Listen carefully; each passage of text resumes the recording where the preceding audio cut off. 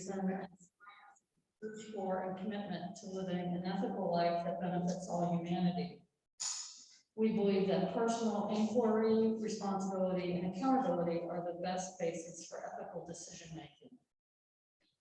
Our weekly forums seek to broaden our understanding of ethics and human nature, and our congregational community encourages us to share diverse opinions, friendship, and camaraderie. We welcome everyone to share in our journey. I think we're all friends, so I will give the spiel about more information. Since we are a community, we begin our meetings with an opportunity to share any joys or concerns we might have. So are there any joys or concerns? Chris? My joy is that the weather has moderated, and we've had temperatures down in the 50s in the morning and cooler temperatures in the afternoon. So fall is my favorite time of year. So happy fall, people. Yay. Any other? A joy and a concern, I guess. My joy is our oldest granddaughter is now up at the University of Wisconsin. She just got into her dorm a couple days ago, and I was glad to see that. We took care of our younger granddaughter while her parents took the oldest one up to Madison, Wisconsin. The concern is that the University of Wisconsin lost their first game. They were on the 1 yard line, ready for a touchdown that would have put them in the lead, and the quarterback fumbled. Oh, man. Who were they playing? Penn State. So it was a unusual early season game between two good teams. Usually you start off playing a couple easy games. Yeah. They didn't do that this year. Mike? It was Wisconsin. Wisconsin. Yeah, we lost our first game against Virginia Tech yesterday, so we joined the club. Okay. Gretchen? I think it'll be a joy. Jay and I are driving up to Ohio this coming weekend for our 50th high school reunion. And it was supposed to be last year, so this is actually the 51st. But and I think a lot of the people that might have been planning to come are not, but we're going anyway, and we'll see a few of the people we're looking forward to. But I'll report the following weekend and how well it went. Mary? There's so many joys and so many concerns that are coming to edit them in my mind. Let me see. For example, like I'm happy for Chris that fall is indeed coming, but I see the weather we've had this week as being the blessing from Ida, which destroyed everybody else's lives. And so that shows you my mindset right now. Okay, so I have a new nephew that was born 2 days ago, and a family who loves him, wants him, and getting supply for him. So good luck to them in the next 100 years. But he's a beauty. And I wanted to tell you our friend Vera synopsis of her situation after her back surgery. Not only is she still in a lot of pain, but she's finding the COVID restrictions in the rehab facility to be unbearable. And I understand why a facility like that has to do it, but you can't really do it. Nobody will come in. It's just completely blocked off from any contact, and the therapists that come in need therapy. So she's pretty frustrated. So maybe emails would be welcome. Cards, emails. I wrote a card for us to sign. I'll put it back on the table, send it to her. And if you know her and you'd like to send her a card, you can take a photo or copy down the address that's on the envelope and write it out there. Because for her to know that somebody's looking up. Thank you. I guess I have a joy. People were sharing kind of anecdotes. My oldest son is in New York City, it's in a New York suburb. So they got hit with Ida, and they left on they were going to leave on their honeymoon Friday morning, which they did, by the way. But Thursday, Thursday night, his wife couldn't get out of this, no, sorry, Wednesday night, his wife was stranded in New York because she couldn't get home because of all the flooding, but everything pulled together. The joy is that my younger son, he was such a sweet guy. He drove up to, no, he flew up to New York to get their dog and then drove back to North Carolina, and he's dog sitting for 2 weeks. And I'm just so impressed that he did that for his brother. Of course, his brother paid for the plane ticket, but still, I was really impressed. And we got a little bit of time with my grand dog, which I think is going to be all there's going to be. So it was great fun. I've got one more. Chris. Keep knocking over. David Lee Williams, who is a member of our society, but he's incarcerated. He joined as an incarcerated person because he was attracted to humanism, wanted to lead a non-theistic life. So we added him as a member. I've been corresponding with him for over 18 months. He recently had a parole hearing, and they have him on a schedule to be released in 30 months. Oh, So he is very excited. He's been incarcerated for 30 years. He was incarcerated when he was 18 years old. So he's never known life outside prior, since then. So I'm looking forward. Different members of society are going to try to help with his transition. So that'll be a work in progress, and we hope that he'll have much success. And of course, I'll be telling you about that as we get closer to it. thank you. Thank you, Chris. We now have opening words. Laura.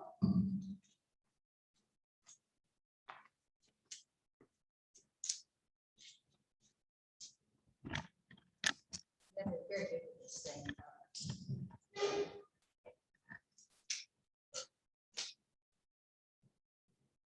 I think I'll just have to hang on to it. So, since we're talking about charities today, I decided to do a little skim through the history of philanthropy. The word philanthropy comes down to us from the Greek word philanthropia, 2,500 plus year old word, which means loosely love of mankind. Skipping to more recent times, the same families who amassed great fortunes in this country in the late 1800s and early 1900s also contributed greatly and lastingly to philanthropic movements and foundations. Obvious examples are the Carnegie Foundation, Ford Foundation, and the Rockefeller Foundation, just to name a few. Andrew Carnegie himself, in his 1889 Gospel of Wealth, exhorted wealthy people to give back some of their profits in charitable efforts. He and others at that time saw this as a moral imperative. Would that a few more of our modern multimillionaires feel that way? Here's a quote from History of Philanthropy on Philanthropy New York's website about the democratization of giving. American generosity and volunteerism was spurred again by World War I. During this time, Americans gave more than $400 million in gifts and membership dues to the Red Cross in connection with the war, signaling the growth of grassroots fundraising and the democratization of giving. It was no longer only the wealthy elite who gave, but the average person. The movement, a combination of the rising forces of scientific philanthropy, grant-making foundations, and collective giving, as an alternative to the large national foundations. Community foundations allowed people of modest wealth to combine their money for local philanthropic programs, ultimately changing the profile of many mid and large-sized cities. Giving was also spurred by the 1917 passage of legislation that allowed Americans to take tax deductions for their charitable gifts as a way to avoid the personal income tax laws passed 4 years earlier. And to add a 21st century twist, we now have the internet to assist us in the advent of such sites as GoFundMe. We have, literally at our fingertips, ways to help others, both large and small. I'm looking forward to hearing from you about some of those today.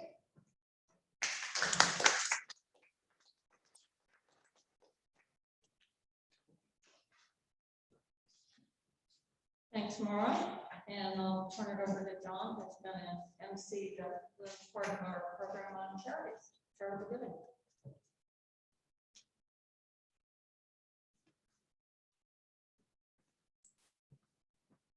Well, thank you, Dorothy. And as you know, we'll be talking about our favorite charities today. This was a suggestion earlier this year from Stan Henshaw. And I think we're all looking forward to hearing what all of our favorite charities might be. And I thought, since this was Stan's suggestion, we'll start with sticking. I have my computer here, so if anybody wants to bring up something on the website of their favorite charity, we can display that up here. I turn on the display right now. Comes. Okay, Stan.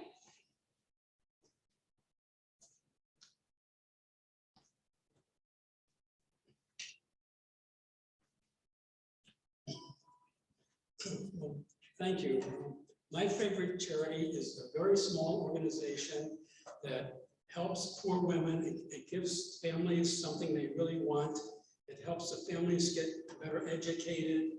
It may have the long-term effect of helping society by possibly reducing crime rates, and it contributes to controlling climate change in its own way. This is a family planning program in a rural area of Venezuela. And it's interesting. I learned about this by meeting the founder of it through a friend in New York. Sorry. Oh, okay. It was founded by a man named Stephen Bloomstein, who dropped out of Harvard in the 70s in Berkeley and then knocked around, then moved to Venezuela in the 1980s, bought a farm in a remote rural area. It's so remote, it's like 5 miles from the nearest road. And lived there and got to know the local people. And after a few years, he was noticing that the one thing they really need is birth control. That they have children they really can't take care of, they don't want. I think there's probably a high birth rate in this area. So he started helping them get birth control pills and get methods, contraceptive methods. And then he started calling on his friends to contribute money to help him do this. And the program kind of grew until 1995. He established a foundation in Venezuela and then a partner foundation in the United States, a 401c3 based in Cambridge, Massachusetts. Managed by his brother in Cambridge. So this program has grown to provide much more than just birth control pills. He's arranged for doctors to provide tubal sterilizations. And he's then saw that really the people need more than just birth control. He wanted to help them any way he can. And he's tried to help with education. He's managed to provide scholarships to some of the children so that they could go to high school. Otherwise, they were dropping out, like in the 6th grade. He found, part of his services, he found public health nurses. I guess they were working there anyway, but they were walking many miles to remote areas, of course, with no roads. And he helped them provide family planning services to the women they were working with. And he's done, then he's also interested in the farming methods there that are extremely primitive. It's actually slash and burn farming. You burn down all the foliage, farm for a very few years until the soil is depleted, move on and burn down another area. It's not good for the ecology and it's not very efficient. He's imported plants from other continents like jackfruit and breadfruit and a number of different kinds of fruits and other plants that might be more productive in their area. Then in the recent economic times in Venezuela, it's been very difficult for people. They just don't have money. And the pharmacies often don't have birth control pills. They might have them for a month or two and then they don't. And they're outrageously expensive, so people can't afford them. So he's expanded his services into the local capital city. He's in the state of Sucre, and the capital city is Seminole, like 250,000 people. And he's opened the center there where he can provide birth control services to local people. He's has very low overhead because actually he doesn't have to do outreach or persuade people or inform people about what they need. They know they want this and they will come long distances. On the days he has supplies available in the city, the women line up out the door and down the street to try to get served.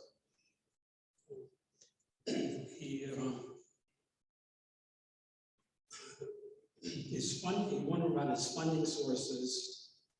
As far as I know, it's a lot from friends and personal contacts. However, 2 or 3 years ago, he got a grant, a $100,000 grant from a family foundation. And this is a foundation that does not accept applications. They only solicit applications from places that they might want to fund. However, he wrote them a letter that was so persuasive, they made an exception, and they decided, well, this is somebody really worth funding. And I don't know if it's been repeated or not. I haven't been able to see Stephen in a long time.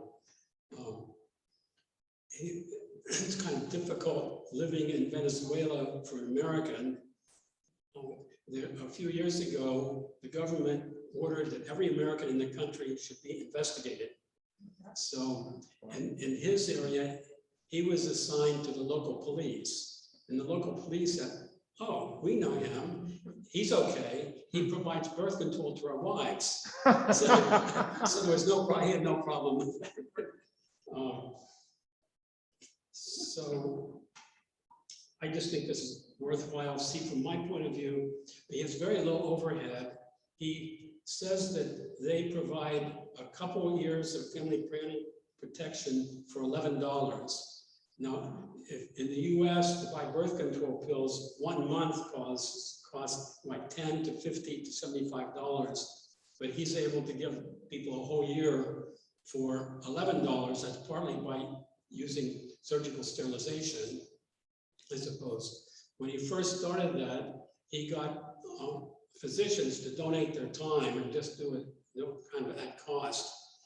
As the economic times became harder, physicians really needed money. So he's trying to pay them a full amount for their services. And he claims that it's allowed some physicians to stay in the area rather than emigrating to another country where they could make a living. So that's a benefit to the local people to at least have physician services available. So anyway, I think this is, for me, I like it because it helps the women involved. It prevents the birth of children who aren't wanted and maybe won't be properly taken care of. The children that are born have more of an opportunity to get educated. He's provided scholarships for some like 50 young people to be able to finish high school. And then having a healthier population is good for society generally. And I believe that one of the major crises facing the world is the climate crisis. The one efficient way, not the only way you need to do, but one way is to limit population growth. And it's something that can be done very inexpensively by giving people what they want. So I think birth control actually, especially in developing countries, is a way that isn't properly utilized to really help the environment in the future. Because you know that people maybe in developing countries are poor now, but they're not going to be in a few years. In a few years, they're going to be absorbing as many resources from the environment as we are in this country. And if the population, the world cannot, the earth can't support that number of people that there's going to be in a few years. So anyway, so that's the charity that I'm favoring. Can we ask questions? Yes. I got a quick question. Does he provide birth control pills and sterilization or only sterilization? Oh, both, birth Okay. control pills, sterilization. I don't know about IUD. IUD is a very good method. I assume he provides it, but he didn't mention that to me personally. And I recommend that you go to his website, and there's a lot more information about it. And I have a handout that comes mainly from his website. So if you can pass these around, this will give you some information about his foundation. I have another question. Yes, Does he get any hassle from the Catholic Church? he never mentioned that, and I don't think so. I think this is something people know they need, and that hasn't been a problem for him. He does not say anything about abortion. He doesn't take an interest in it. He doesn't provide abortions, so he's avoided that issue. But the benefits of family planning are the same as abortion, but more so, because you actually prevent more unwanted children with family planning than you do with abortion.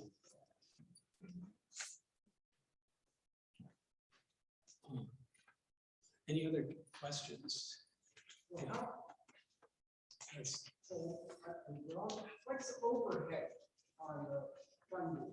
Because some of these charities have extremely high overhead, 50% or more. I don't remember the number, it's on the website, it's like 11%, very low. He doesn't get a salary. I think I say on my handout, he uses volunteers and he'll get paid. However, he does have paid staff locally. He has some local people who manage the program. He has a building that I don't know if he bought or rented it, but in the city, he's established an office that he uses for providing services to local people. So he does have some overhead, but he doesn't do fundraising, so he doesn't have that overhead either. Over half the donations go just to salaries. Yeah. Well, I'm not sure if his managers are considered overhead or that's just part of the program expenses. So there is some information on the website about it. Yes. Just a comment about that, if you don't pay the lead people to manage, you're not going to have consistent management because people, especially in, most people need at least some income. And so I think that that's a very important use of the charitable money. And it helps the local people. And he's an employer now, of local people who need it. They have no money, any support he can give is in two ways. It's his program done, but it helps local people. Yeah, in this circumstance, it's an excellent way to use the money. Not all, of course, but anyway, thank you. Any other questions? Yes. Did you mention how you met him and I already forgot, or did you not mention that? How I met him? How you met him, yes. Oh, that's an interesting story. I was afraid I forgot, but you said it. No, that's an interesting story. When I go to New York, I sometimes meet with old friends, and there's a friend from college, and a woman who graduated in 1961 and knocked around in Cambridge, Massachusetts for a while, not knowing what to do. Now she's a psychiatrist, but then she was sort of at loose ends. So she got a job taking care as a mother's helper for a family that had 4 children. The mother was an alcoholic and not functioning too well. The father was an executive of the peace movement and this had to go to New York like for 3 days every week. So the family needed somebody like Judy to help take care of them. She really liked the children in this family, and she's kept in touch with them all of these years. And it happened a couple years ago when I was in New York seeing her. Stephen was there at the same time, and so she introduced me to him, and he's now in his 70s. So the person she was babysitting is now 70 years old. And how did he know the family? Or is he the husband? Is Stephen? How do I know? Well, Stephen is the gentleman behind the foundation, right? My hearing is Oh, I'm not sorry, no, it's my math. Take your mask off while you're I can asking. ask you. Stephen is the gentleman behind the foundation, but you say that you led him through that family. Was he the husband? He was one of the children in the family. Oh, he's one of the children. He was one of, yes, Thank you. there were 4 children, he was one That's of them. amazing. That's amazing. Hmm. Thanks, Dan.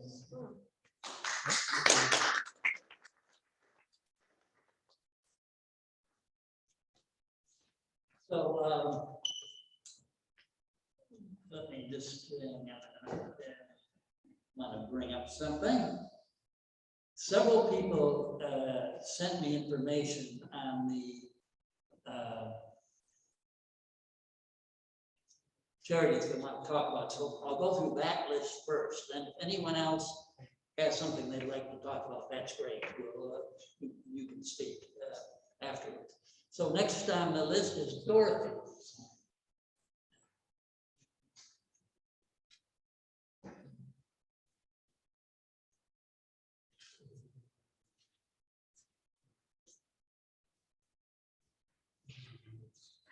Just in case you want to put anything in. So how do I do that?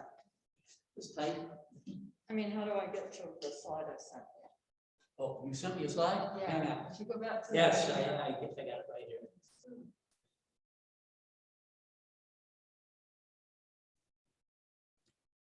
Yeah, let me do it this way.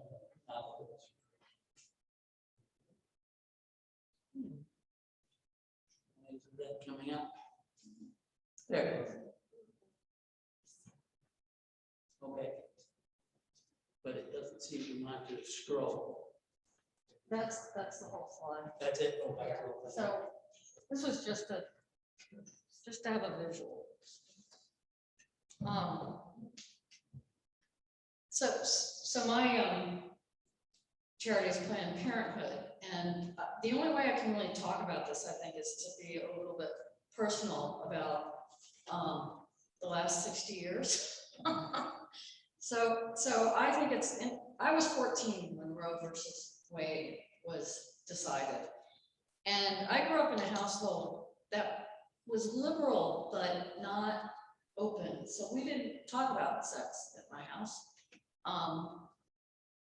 It just wasn't mentioned. My mom was a pretty, I don't know, whatever. Anyway, when I got to college, which would have been 1975, just a couple years after Roe v. Wade, a friend of mine found herself pregnant and scared. We were freshmen at the time. And my memory is that I drove her to Planned Parenthood to get a pregnancy test. That's my memory. She did wind up having an abortion. She was one of like 7 kids in a big Catholic family. They did not believe in this, so it was secret. I don't know if she ever told her parents. But when I was home on my next break, I told my mom about this. And as I said, we weren't real close. We didn't talk about sex. I didn't date in high school, so it wasn't in front of us anyway. But I told her this story, and she responded by telling me that, I guess neighborhood gossip, but not told to me in that way, but apparently people across the street had actually built the house that we were living in. And they had 2 girls, one was my age and one was a couple of years older. And my mom said, well, you know, I forget her name. She got pregnant on prom night, which apparently is a risk. I never went to prom, so I don't need that risk, but and you know, her mom took her for an abortion, and my mother presented this to me as, of course, she took her for an abortion. She got pregnant on prom night. You know, this wasn't a long-standing relationship. It was. So my mom was always pro-choice. I don't know about my dad because he was the 11th of 12 kids. My mom also shared with me about the same time that she had 3 miscarriages. So she had 3 children and 3 miscarriages. And that startled me. And for a short time, I was anti-abortion because of that, but then I totally, that lasted about a week, I think. So Planned Parenthood, had done this service for my friend, had an excellent reputation with college students as where they could access birth control and where they could get some of their health needs met. So, I was always positive on Planned Parenthood. When I got to an age where I was starting to think about giving some money, my employer, and I think it was way back Boroughs Welcome, they had a United Way campaign, as so many companies do, and they would match your money. So I was really into that match, and Planned Parenthood was one of the choices. Now, I think in later years, it may have come off the list and then got back on. But anyway, that's how I started giving to Planned Parenthood. I never utilized the services of Planned Parenthood until I was 58. When I went and I turned to be a responsible adult who was dating again after many, many, many years, I went and had an HIV test because that seemed like the responsible adult thing to do. And then right around the same time, my son asked me to give him some money so he could go to Planned Parenthood and get an HIV test because his girlfriend, that's probably what gave me the idea, his girlfriend said, you need to have an HIV test. I don't know how unusual that is, by the way, I'm kind of embarrassed to say it, but point is, I gave to Planned Parenthood probably now, probably at least 25 years, just because of their mission and because of their politics as well. Now I've upped my giving because they are courageous and they are standing up for something we've taken for granted for so long. Roe v. Wade, I was 14, I'm about to turn 64. It's a long time to have had access to this service. And it's kind of a scary world out there. But anyway, that's my spiel.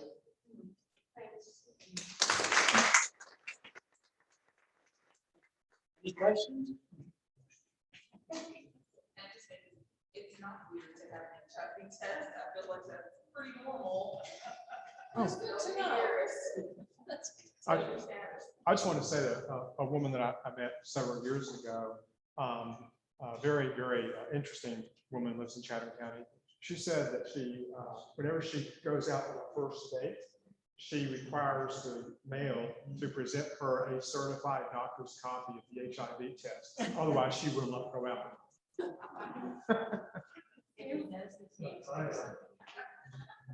I've taken a couple of refugee girls. One was 13, she had this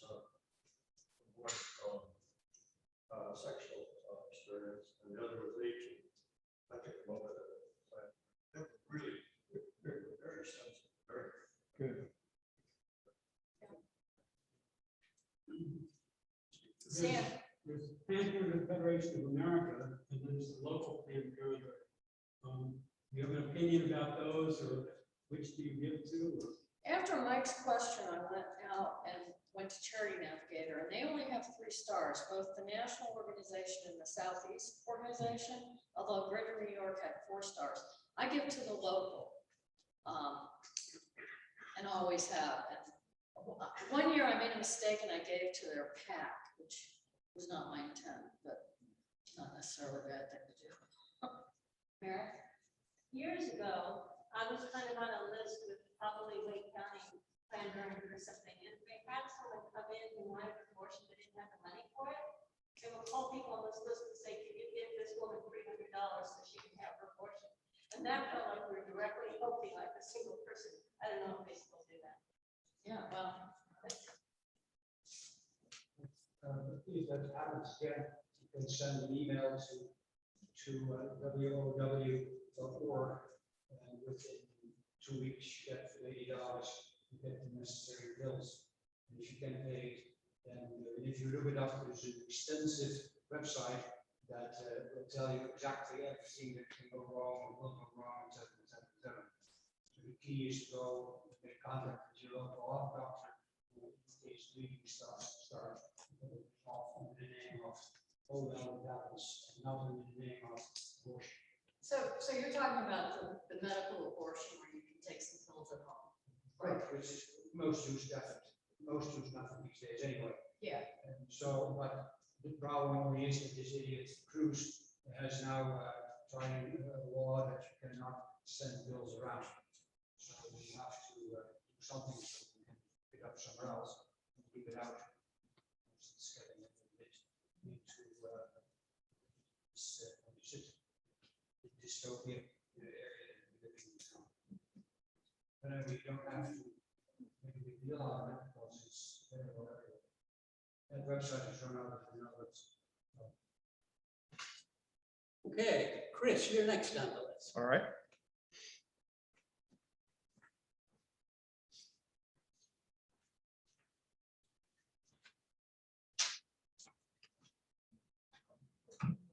Ready to start?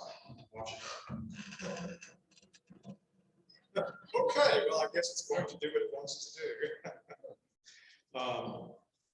I don't know, I forget if we were supposed to just do a favorite charity or not, but I'm going to list several that I support because I think it's important to support as many as you can. But it's not to toot my horn saying I'm doing all of this. I just want you to know that we have a hard time deciding who to give to, so we end up giving to several.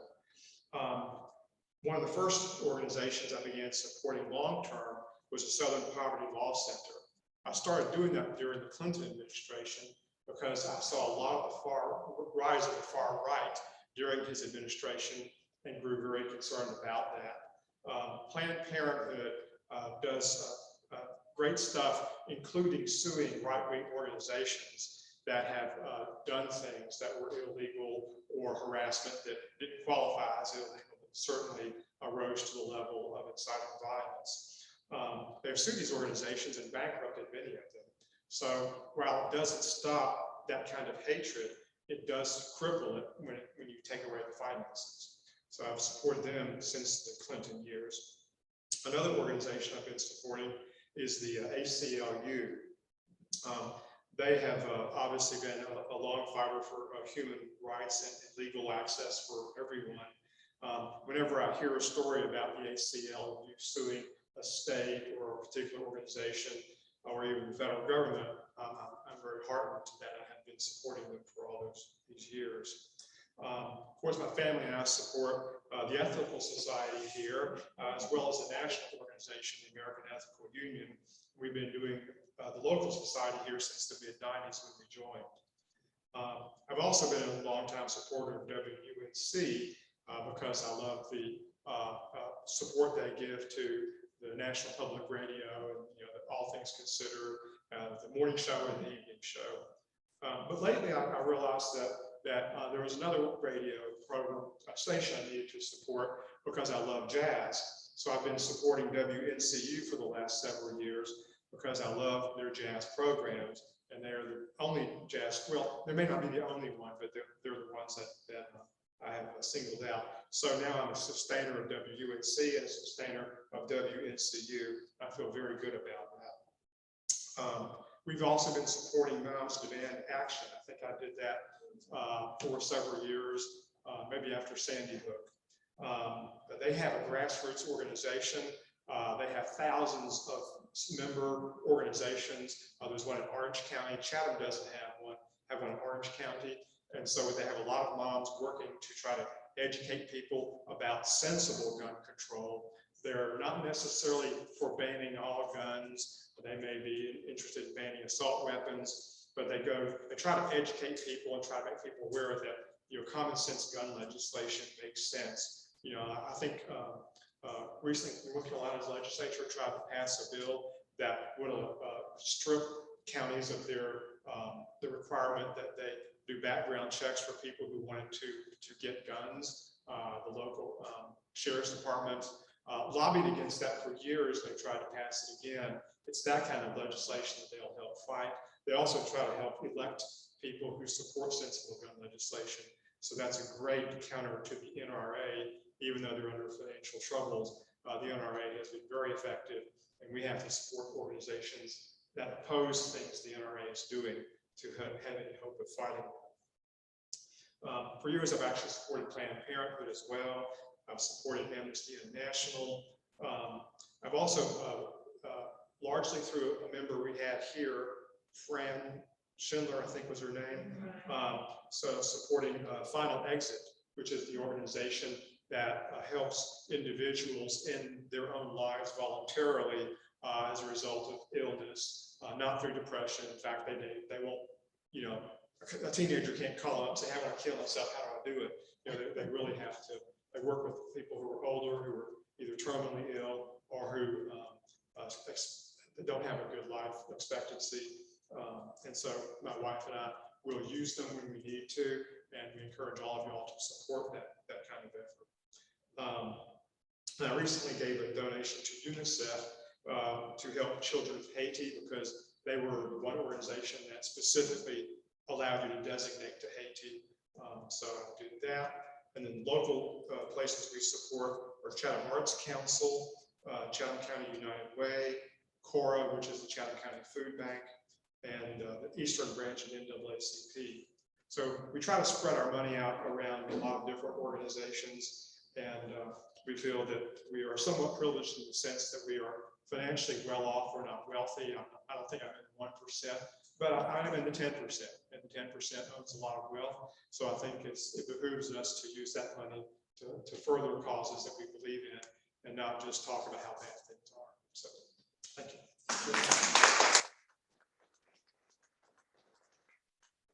Any questions for Chris before we move on?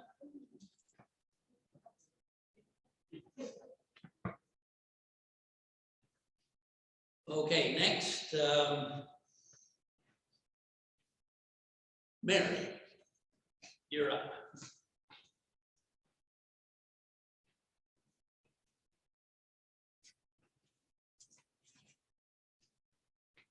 Hey, can everybody hear me? Yes, okay. So when I saw that this was the program, I thought about it not so much that I have knowledge to share with you about a charity, but I just wanted to share knowledge with you about me and the choices I've made, just so you can know me a little better. And I'm having a little fun with it right now. I will feel funny if you clap, because I don't know what's clap worthy about what I'm going to say, but that's up to you. Okay, so I feel like the money that I have to give to charities is very small. It might be something, probably like logically, the best thing to do would be to give to one family, you know, so it would actually make meaning for them instead of giving $25 to 20 charities. But I don't do it, not doing what's logical. I'm doing what makes me feel good. So I don't know if that's good or not. That's why I don't want you to clap. But so I give to the charities that make me feel good to give to. And so I've got a couple of them that are in my will. They won't get much if I live too long, but and those are ones that just make me feel better about leaving this world, even though I know that the amount of money won't make much difference to any one person. And one of them is Unicef, because I love children, and I feel like I'm giving to all the kids in the world when I leave this earth, if I leave to them. And then the other one is the Sierra Club, because I feel like I'm doing something to care for the whole earth if I leave this world. So those are the things that make me feel good long term. Recently I retired, so I prepared a little budget. And for the first time really that I can recall, I put in my budget like whatever, $25 a month to give to charity. So it's like I'm supposed to do that now. It's like I have to think of something to do this month. It's $25. And I'm finding that I'm picking two groups to kind of, depending on my mood at the time, to give to. And one of them is the Wake County SPCA, because I love my kitty cats and I want to help them because I know they really try, but they don't have enough money to take care of all those little animals. And I had had some interactions with them when I was looking for my perfect kitty cat. And the other one is a charity that I adopted because I found out that my mom had given to it. And so it's a way for me to kind of carry on her legacy. She passed away a couple of years ago. And she never talked about this, but my sister had been paying her bills, and so that's kind of how I found out. My mom, Doris, was a lovely, beautiful woman. Her face was so beautiful, even way into her 90s. She was so pretty. She never thought about that or thought she was or realized how pretty she was. And she gave money to this organization, Smile Train, which provides money to do surgical repair on kids born with cleft palates throughout the world. And I just was always so touched by that she was touched by the plight of these kids that were born with disfigurement that actually could result in their death too, because I was actually just checking the website and talked about like ear infections and things like that as a side effect of being born with a cleft palate, and of course the social and just eating and all kinds of things like that. So my mom had been getting to Smile Train, so that's one of my charities now, the local SPCA and Smile Train, and I just wanted to share that. Thanks.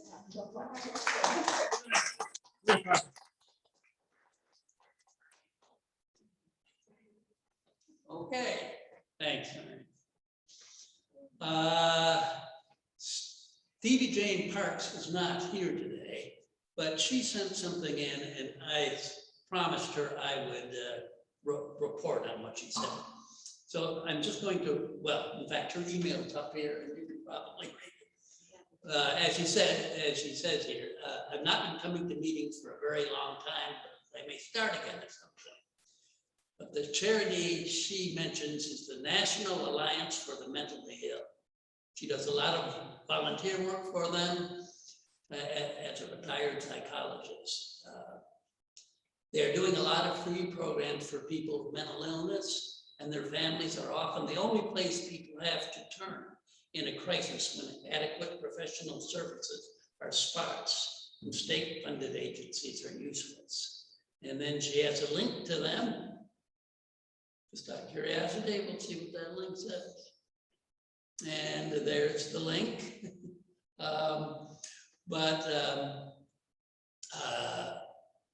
Rather than go through that, I'll simply state that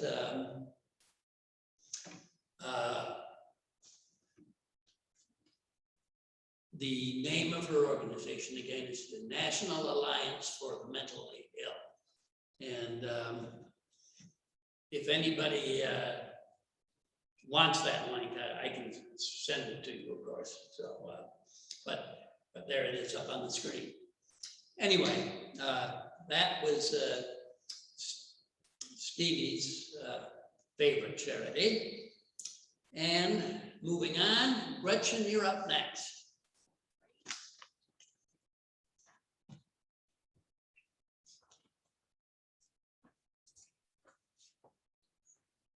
Kind of like Chris, basically have we've donated to a lot of the same charities. Good. And I have 4 specific ones that I've set up in my will that whatever is left will go to. And there's NPR, National Parks and Conservation Association, because my husband and I enjoyed a lot of the national parks. And the World Wildlife Fund. And then this one that I'm going to talk about, that for years and years, I thought it was just a magazine that we got, Science News. And it's really a wonderful, easy to read. For a while, we had gotten Scientific American, and that was kind of over even both of our heads a lot of times. But this is a lot more understandable. It keeps you up to date on science. And it's actually an organization, it's called the Society for Science and the Public. And I'll read what I pulled up online about them. Their mission and history. It's a champion for science dedicated to expanding scientific literacy, effective STEM education, and scientific research. They're a nonprofit 501c3 membership organization focused on promoting understanding and appreciation of science and the vital role it plays in human advancement to inform, educate, and inspire. Since 1921, the society, originally known as Science Service, has conveyed the excitement of science and research directly to the public through our award-winning publications since 1942. And they have world-class science education competitions. Today, the society provides concise, accurate, and inspirational science news and opportunities to our nearly 100,000 subscribing members. On their history, Edward Scripps, a renowned journalist, and William Emerson Ritter, a California zoologist, founded Science Service in 1921 with the goal of keeping the public informed of scientific achievements. Scripps and Ritter accomplished their goal by distributing the latest science research to the public through a news service for reporters. In 1922, due to interest from non-journalists, Science Service started distributing Science Newsletter, which became a magazine in 1926.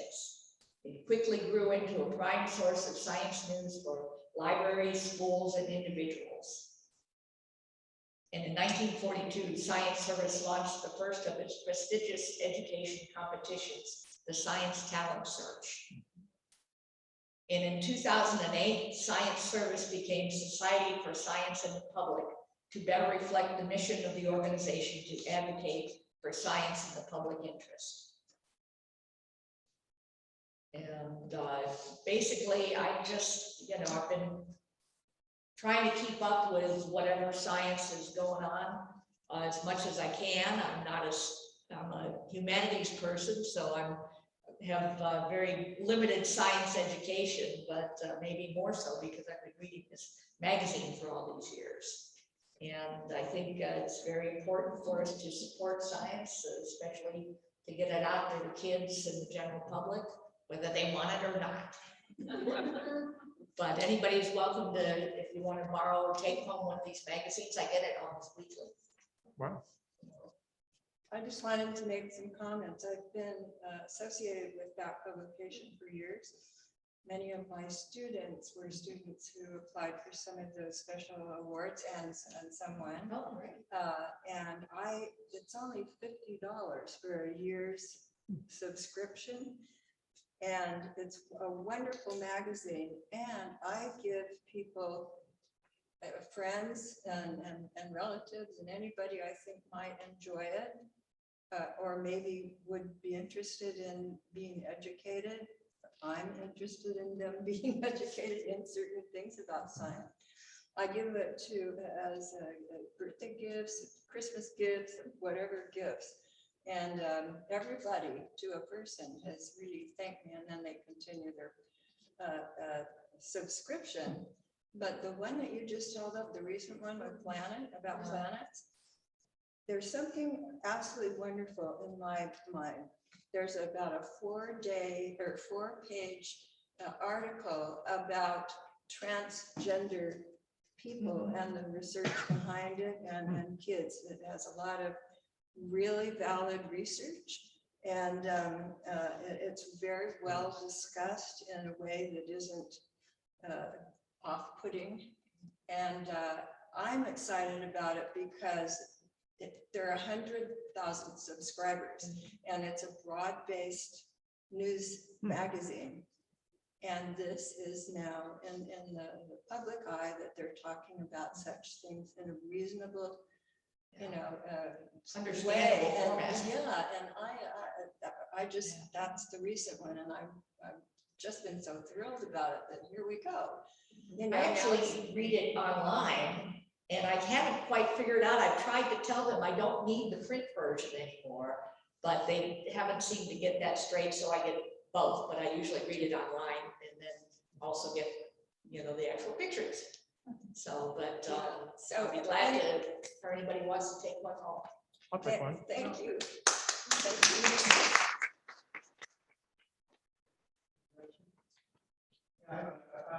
That's different than the Center for Science and Public Interest, Yeah. which is an organization, I think, run by a guy named Jeremy Rifkin, or used to be. Well, And this, he was fairly anti-science. And, so I would say, if you're gonna do that, make sure you get the right one. yeah. But they just changed their name to Society for Science and Public. Yes, it's very similar. Yeah. And that other organization is not this one. So we've reached the bottom of the list, but Marge and I are on the list too. So I'd like to talk about one particular charity. Like all of you, we give to multiple charities, and over the years, we've donated to several causes. But the first one we gave to, and I was either still a graduate student or I had just finished and was in my first year of teaching. It was 1970 that I know. That organization is Common Cause. It was founded in 1970. And so we've given money to it ever since then, from 1970 to today. That's over 50 years of association with that organization. And I just want to bring up something here.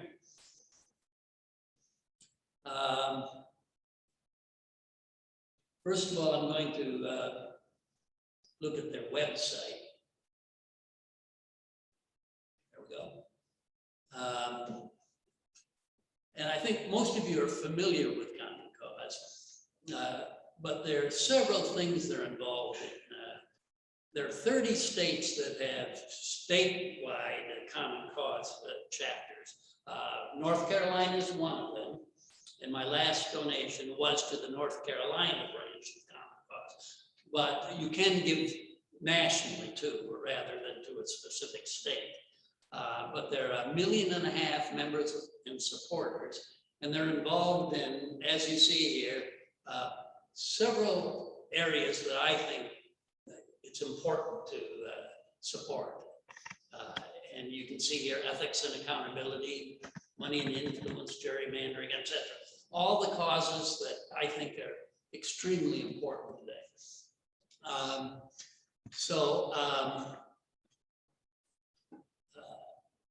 I simply want to encourage any of you who aren't familiar with or haven't given to Common Cause to consider donating to them, because I think it's a great organization. And incidentally, and this was the other thing I was going to mention. Let me find the Wikipedia article here. This is it. The founder of Common Cause was John Gardner. He was a Republican. He was what today doesn't exist, a liberal Republican. He was the Secretary of Health, Education, and Welfare under Lyndon Johnson. And so he's the one who started Common Cause. But I had, in fact, forgotten that it was founded by a Republican. That slipped my mind. So it was interesting to review this and discover that. Anyway, that's all I really wanted to say.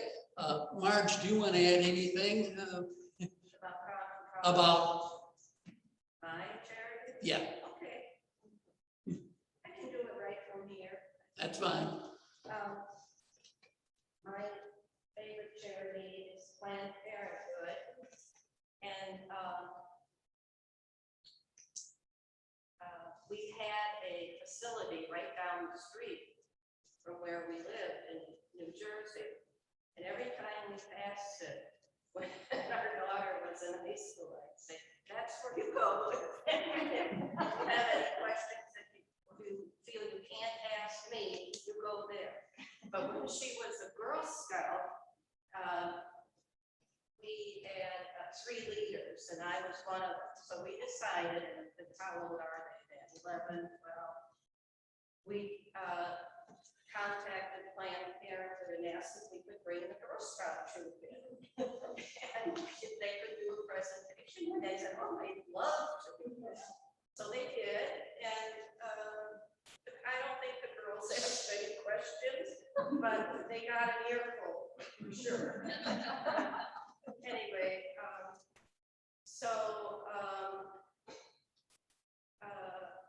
what else was I gonna say? I was very upset this morning. All the headlines were about Texas, no restricting abortions over 6 weeks if they detect a heartbeat that they're not doing abortions. And of course now North Carolina wants to follow Texas and do the same thing. And then continuing on, abortion rights groups press Biden to expand the Supreme Court to get more pro-abortion on and so there's a big controversy about that. And what bothers me the most about this is the politics. In my mind, it should have nothing to do with politics. I mean, Roe versus Wade was passed how many years ago, and they're still fighting it. It's just upsetting. But anyway, I do send them checks, and that's all I wanted to say. Okay, I've got one more. question, yes. Because by law, there's no federal funding for any abortions and any Medicare and welfare. Are there cases where people do not have an abortion because of finances? Or is that, I think that's what the state or? I don't know anything, okay, I don't know anything, but my common sense tells me that over the last 20 years with all of these restrictions, if you can't get to a place, then, like the Texas law, they already have laws, I think they're different, they have a law that requires 2 separate visits and 24 hours between the visits. So, well, thank you, John, for coordinating that, and that was really interesting discussion. Chris, were you board member in charge today? Yeah, that's right. Fred, you're board member in charge. Thank you very much. Thank you, Amy, for the refreshments. And thank you, Laura, for opening and closing words. And everybody else who helps with everything. Announcements. Next week, we will be meeting on Zoom with a board meeting immediately following the regular meeting. Do we have a topic yet for next week? Oh, Chris, you're going to speak to us next week about. I'm going to speak about a program that I heard on the media, and it was with Brooke Gladstone on the 27th, and it was about the First Amendment, the right to free speech, and talking more about what limits should we think about putting on free speech within it. So I'm going to largely base my talk on that, but I hope to stimulate some discussion too. So the program itself is an hour long, but I'll only talk probably for 25 minutes and then encourage discussion about that. So you'll have a chance to. And that's on Zoom. On Zoom, yes. Are you suggesting people listen to that before going to the Zoom session? If they do, they'll hear me regurgitate parts of it. So you might want to listen to it after.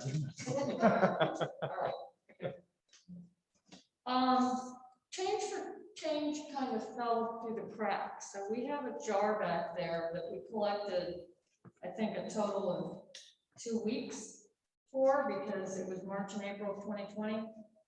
So if anybody, well, actually a suggestion was already made that maybe we do the local Planned Parenthood for the next Change for Change. Does that work for folks? Yeah. Okay, all right. Mary. I just wanted to give a shout out to whatever that organization is, and thank you for bringing, you and someone else brought the jar out. because we sat on their money for a year and a half, so I think we should give that money to them. Yes, fair enough, yes. Okay.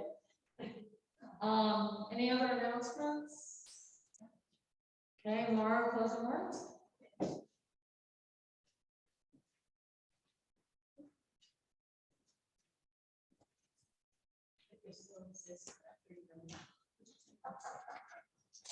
First of all, I want to actually just mention, thank you, Mary, so much for supporting the SBCA of Wake County. I'm a volunteer over there, so I always get excited when I hear that. But closing words. I was thinking it'd be nice to have a poem about fall, and I was looking at a few, and I saw one by Robert Frost, and I thought, well, that'd be really cool, but I didn't like that poem of his. So I chose a different Robert Frost poem, one that I think most people are familiar with. And I sure hope I haven't done this one before. The Road Not Taken.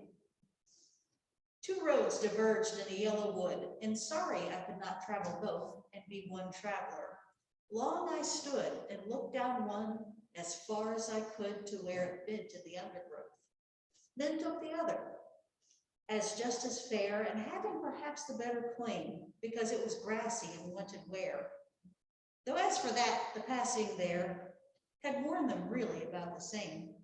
And both that morning equally lay in leaves no step had trodden black. Oh, I kept the first for another day. Yet knowing how way leads on to way, I doubted if I should ever come back. I shall be telling this with a sigh, somewhere ages and ages hence. Two roads diverged in a wood, and I took the one less traveled by. And that has made all the difference.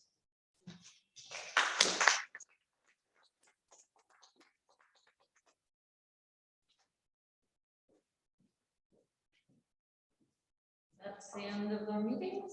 Please join us for refreshments. Thank you all.